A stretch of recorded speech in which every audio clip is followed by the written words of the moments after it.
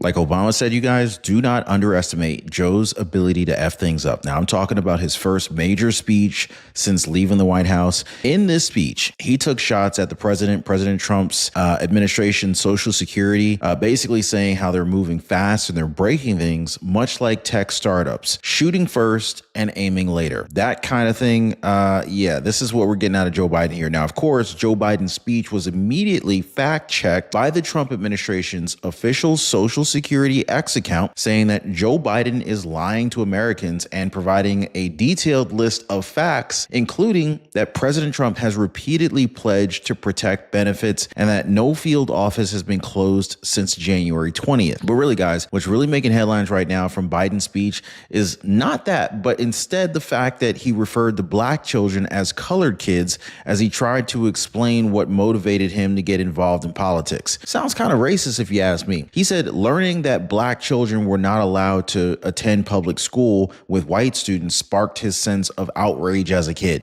Sure. Just use black children for your narrative. And they called Trump a racist?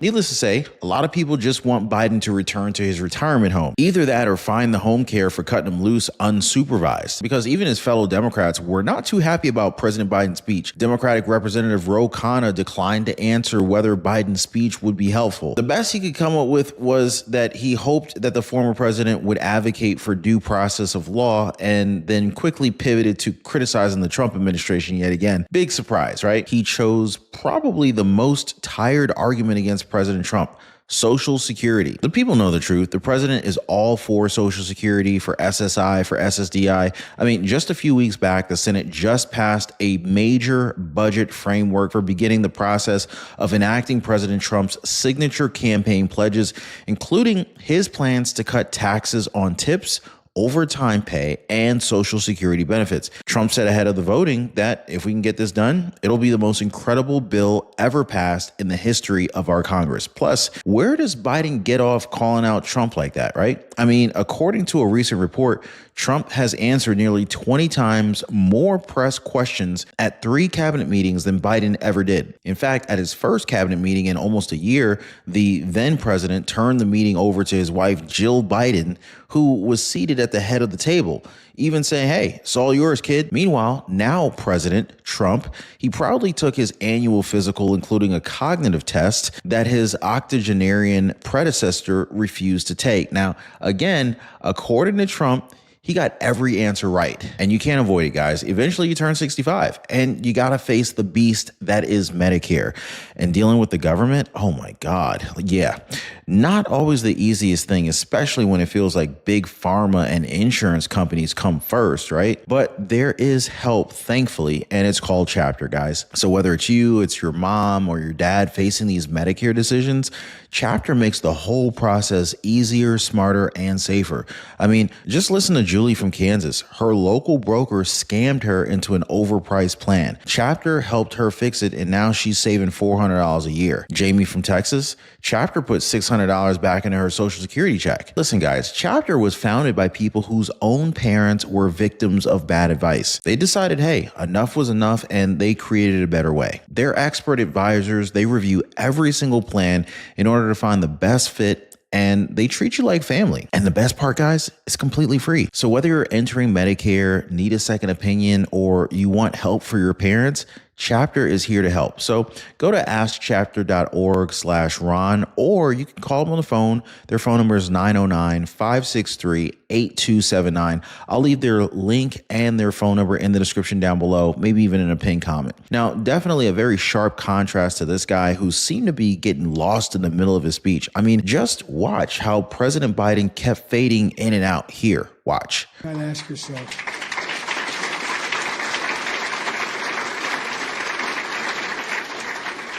Got to ask yourself, why is this happening? Why are these guys taking aim at Social Security now? Well, they're following that old line from tech startups. The quote is, move fast, break things. Well, they're certainly breaking things. They're shooting first and aiming later. And as a result, the result is a lot of needless pain and sleepless nights. My friend Governor O'Malley knows what they're really up to. He says, and I love his quote, they want to wreck it so they can rob it. They want to wreck it so they can rob it. And why do they want to rob it? In order to deliver huge tax cuts to billionaires and big corporations and keep it going.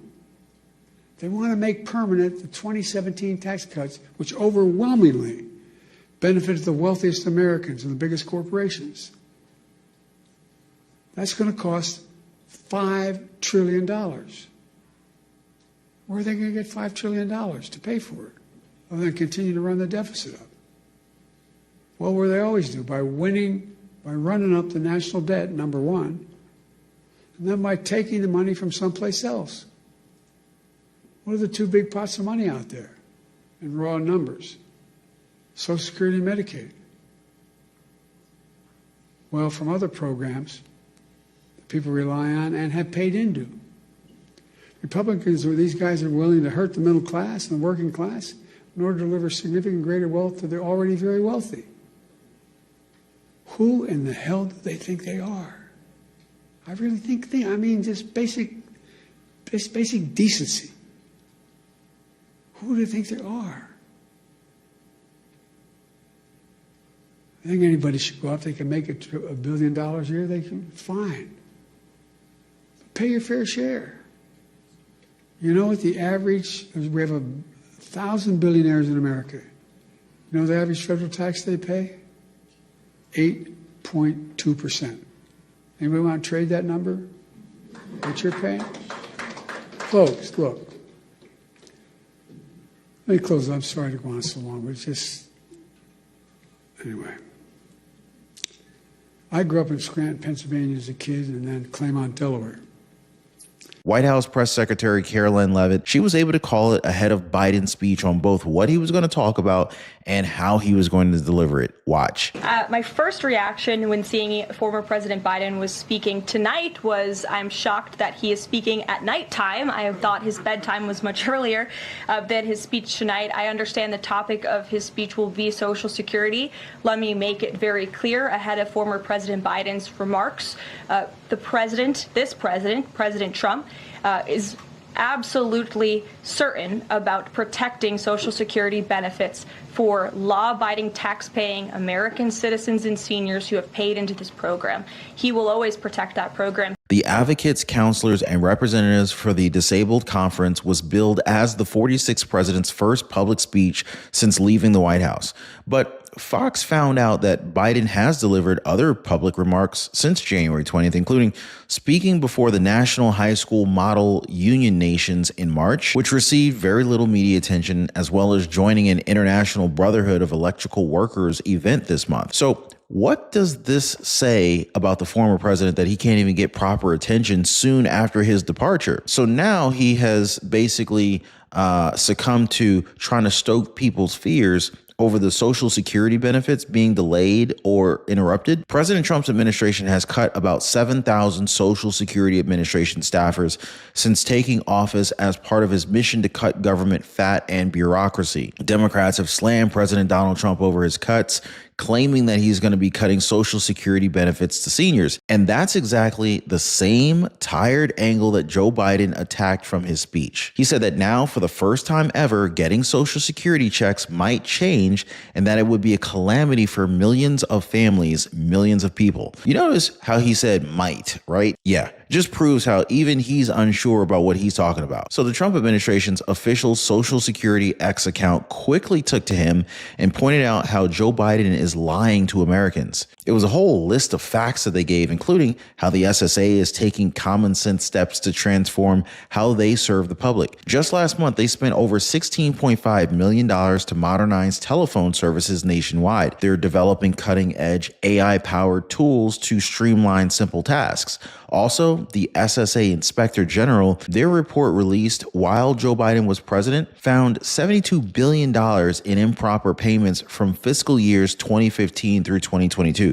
So chew on that, Biden. Not to mention the latest raving from the former president comes as political books investigating the 2024 campaign cycle hits the shelves, including Uncharted: How Trump Beat Biden, Harris, and the odds in the wildest campaign in history and fight inside the wildest battle for the White House. Excerpt from Chris Uncharted reported that White House staffers allegedly kept Joe Biden from socializing with others, including close allies and friends, out of fear that the 46th president might say the wrong thing or might even feed the mental acuity narrative. He also appeared absolutely exhausted ahead of his ill-fated debate against Trump in June. And, well, we all know how that debate turned out. It was a complete disaster, much like how Joe Biden reminisced about seeing colored kids go to segregated schools. Here, watch. I was the co-sponsor of the Americans with Disabilities Act as a United States Senator. In my view, and I suspect many of you, it was one of the most consequential civil rights laws in American history. That's what got me involved in politics in the first place. Delaware, like Maryland, was one of those states, was a slave state. We had all the vestiges of what was going on back in the day. We were one of those states that still, I remember moving from Scranton, Pennsylvania down to Wilmington, Delaware, and Cole died. My dad moved back to where we could get a job.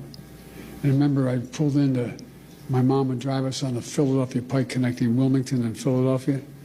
And we lived in an apartment complex. And she'd drive us it was only about half a mile to Holy Rosary School in Claremont.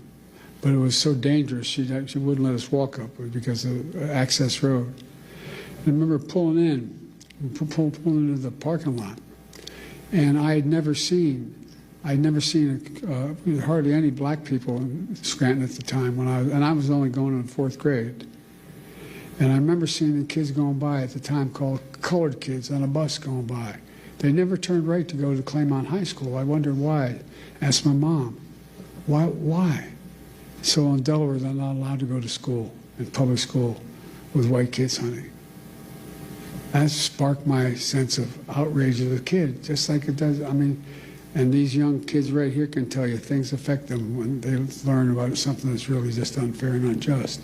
I mean, when is this guy just going to give up, right? It's pretty clear that he's just causing more harm than good. He's completely irrelevant. I mean, especially since every time he talks, we just get reminded of the 4 years that we had the guy in office and he just let people down. Much like some of my friends from Delaware say, Joe put the DE in delusional. You know what I mean? Anyway, so the whole thing was a complete mess. The speech got off to an awkward start. Biden took the podium. He spoke for a few seconds while his intro music, a Bruce Springsteen track, blared off in the background. Pretty much drowned out his whole opening lines. Then he wrapped up his remarks. You knew he was lost because he was all like wide-eyed standing at the podium. Then he looked at both ends of the stage before identifying the stairs, ultimately pointing at them and then making his exit. I mean, seriously, it was like a bad comedy show. You know what I mean, guys? I mean, I'm not a Biden guy at all, but this is just sad. I mean, they should really stop letting this guy embarrass himself, you know? His family should be ashamed for not taking better care of him.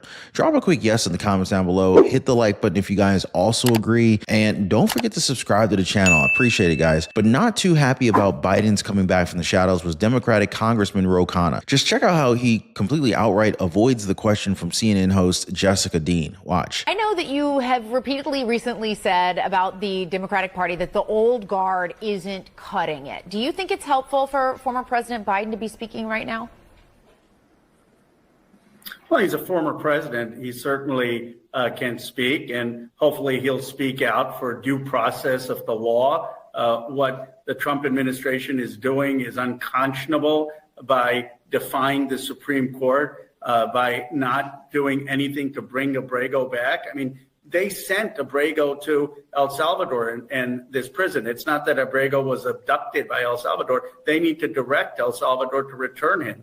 Now, I think it's pretty clear what Khanna thinks from what he didn't say here. News Nation political contributor Chris Cillizza actually talked about this a few weeks back. He predicted that Joe Biden would be in for a really bad 2 months period as a book likely to portray him negatively were set to be publication. Now, Biden informed multiple Democratic leaders that he would be willing to raise funds, campaign, and do whatever it took to assist the party in countering Trump. He also met with newly elected Democratic National Committee Chairman Ken Martin in February in order to offer his assistance. But as Salisa pointed out, no one's clamoring to have Joe Biden campaign for them right now. And hey guys, I keep getting messages from you guys, comments saying, hey Ron, I keep missing your videos. I keep missing the breaking news. Can you please make sure I get notified? So I've taken care of you guys. All you got to do is hit the link in the description down below this video or in the pinned comment and join the breaking news newsletter. That's it, totally free. What people are clamoring for are Trump's signature campaign pledges,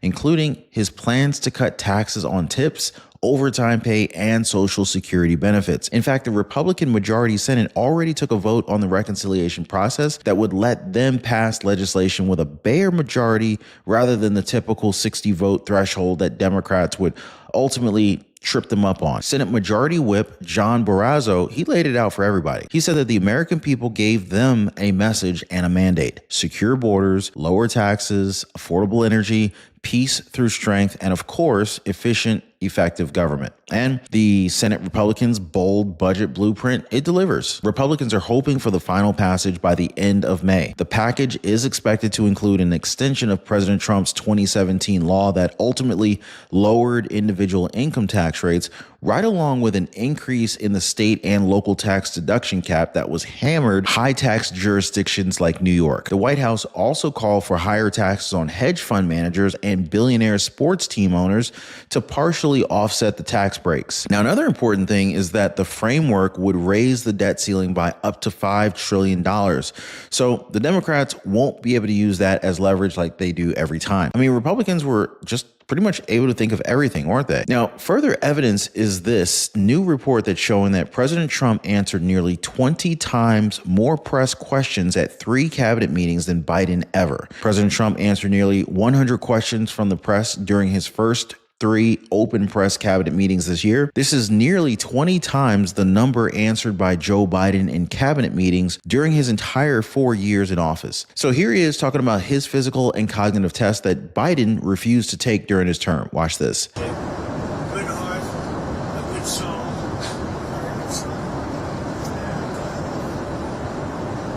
I wanted to be a little different. I took a cognitive test, and I don't know what to tell you other than I got every answer right. And I've taken the cognitive test, I think, 4 times, and I've got nothing wrong. That's what the American people want. Biden refused to take it. Kamala refused to take it. Now, like Trump said, he wanted to be a little bit different than Biden. He took a cognitive test, and according to him, he got every answer right.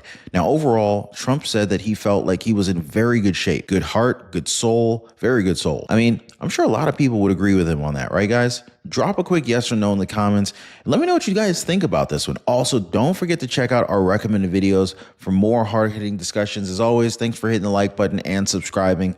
See you guys next time.